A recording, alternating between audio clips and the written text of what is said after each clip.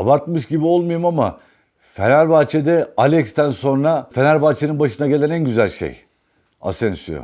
Hakikaten böyle Alex var, o ara pasları, verkaçları, topu tutuşu, alışı, klas abi, adam kendini gösteriyor zaten yani. Bu adama bile salladılar ya, bu adamı niye aldınız falan dediler bir ara, biliyorsun. Yani bu adamın kariyerine şöyle bir arkadan dönüp baksan, bak Asensio'ya sallayanlar ve yaşlı diyenler Sana'ya hiç yaşlı saymıyor. İkisi aynı yaşta. 29 yaşında ikisi de.